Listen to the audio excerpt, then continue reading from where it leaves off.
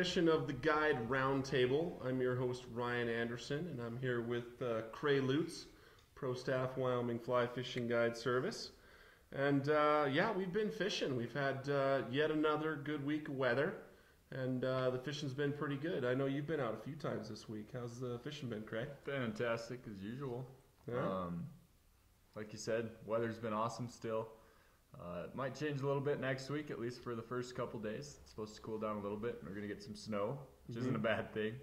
Take all the snow we can get, but fishing remains incredible. Same things are working. You know, this time of the year, it's kind of the leech worm egg game. Midge hatches have been good. So, you know, it's kind of a playground, and you have it all to yourself right now. Yeah. So you're heading over to Thermont this weekend. Yeah, I'm gonna be on the Wyoming Bighorn for the next 3 days. Yeah. It should be amazing. It's supposed to be overcast, a little colder, which is those fish over there love it because that water's a little warmer. But should be fun. What kind of bugs are you fishing over there? Over there, it's over here it's the rockworm this time of the year. Over there, it's the red San Juan worm rules all. And then the purple bag scud. You know, if you're gonna head over there, those are the only two flies you need in your box if you're gonna nymph. I'm hoping we get to throw some streamers. I got some good clients coming in, so I'm gonna try to throw some streamers and tan and yellow gongas and olive. Yeah. So yeah, that water over there is fun. So Ryan, you just had the baby. Yep. You haven't got to get out a bunch, but you got out and guided a few days this week. How was that? Had to feel good. I did. I snuck out this last week on a couple guide days, and got on the upper section. You know, not a lot of people, but fishing was fantastic. You know, low wind, and even saw a bunch of fish rising. We didn't actually fish to them, but you know, it's nice to see those midge hatches up there and some fish coming to the surface. So yeah, it was good, man. Good. So this year we started to do something new. We're going to do a segment called Stump the Guides, and we post it online to Facebook and everything. Having clients and friends send us questions. And if we use your question on air this week, we're going to send you a hat or a t-shirt. And next week I think we're going to do sticker packs. Is that right? Yeah. So we're going to start this off, and Ryan's going to do the first question. We'll kind of just bounce back and forth. So. Yeah, Bob Letterer writes in. His question is, if you had a choice to fish between June and September, which month would you book with Wyoming Fly Fishing Guide Service? Well, Bob, you know, it just depends on what you like to do. You know, streamer fishing can be fantastic in both those months. June, you probably have a little better chance at a big brown. You know, I know that a lot of people say that the fishing for the browns is better in in the fall. But we found that the high waters of June, you know, they're on the banks. You can throw the big meat.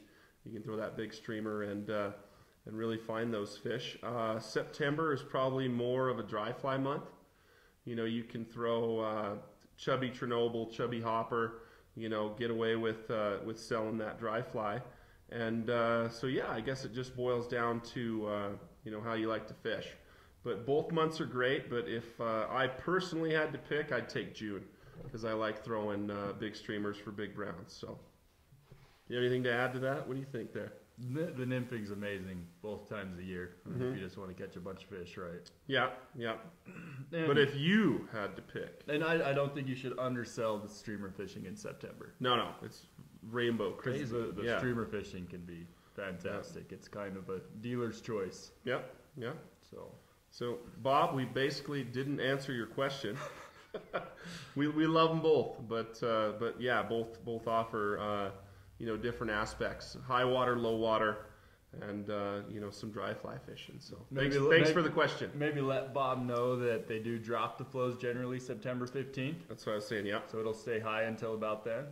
So to give you an option, and yeah. All right. So Chase Plum writes, we are planning a late September spring fly fishing trip this year to Miracle Mile and the Gray Reef. There will be quite a few novice fly fishermen on the trip. What advice would you give us to help put some of these rookie fly fishermen onto their first fish with a fly rod as far as fly choice and public wade fishing locations? Well, Chase, You know, as far as making it as easy on them as possible, I would definitely suggest you fish high up on Gray Reef in late April. You know, I honestly don't know if I would go to the mile that time of the year. The fishing can be good, but it's shadowed by Gray Reef that time of the year. Mm-hmm. The public access is amazing right now up at Gray Reef. You know, the entire left side of the river, if you're facing downriver, is all public from Gray Reef down for about 2.5 miles down below the outhouse hole. And there's a series of great runs. You know, I would set them up right in the middle. You know, don't wait out too far. Put them in about where they're standing in 2 feet of water on a nice riffle, and set them up with a 6-foot nymph rig to an AB weight, a pine squirrel leech, and a rockworm. Mm-hmm. And they're going to catch plenty of fish. You know, the glory of this river is it's probably one of the best rivers in the country, maybe the world, to put a beginner on and just get them into a boatload of fish. I hope that answers your question. You know, the mile can be great as well. It is completely public. You know, that time of the year, though, the fish are spawning. You know, they're going to be in that shallow water.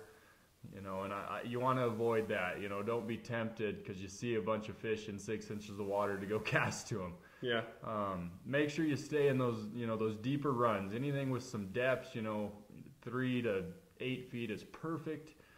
You know, if there's a bunch of blonde rock, that's a spawning bed. Just stay away from that and stay in those deep pools because there's a ton of fish just staging in those runs and pools. So, Yeah. you know, you got anything to add to that one? Yeah, you know, if you're up here for a few days, Chase, you know, after you dial in those bugs on Gray Reef, the same flies will work at Fremont, which is a really fun wade fishing zone. You can spread your boys out in there, and they could probably do pretty well there.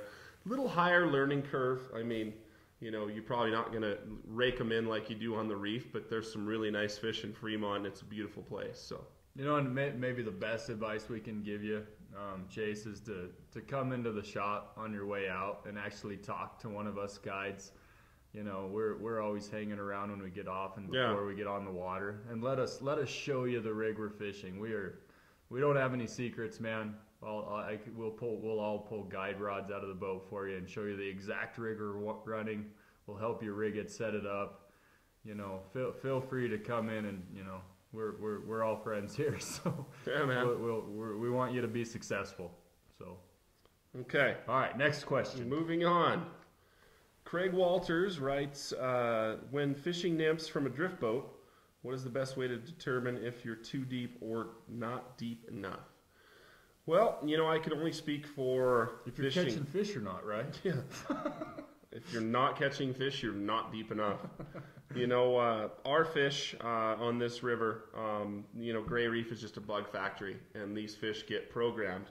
And Cray and I are pretty sure that they eat all the time.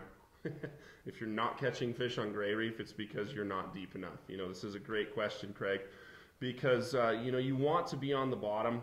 You can have too much weight on where you're just hitting rocks all the time, but it's probably a little heavier than you think. You know, you want to be down there. You want to be right in their face, but you just want to find that happy medium.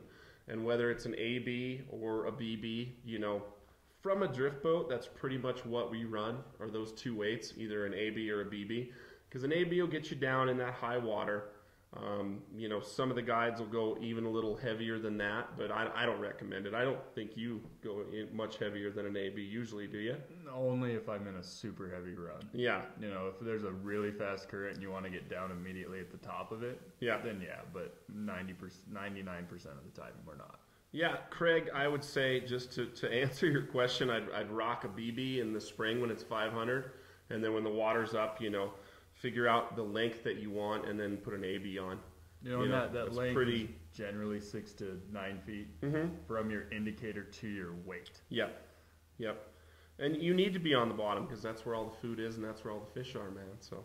Then I think a big part of that is actually like if we actually have hatches coming off or not. Mm-hmm. Yeah, I think if we have a yellow Sally and a PMD hatch coming off, those fish definitely move up in the water column. Suspended, yes. Right?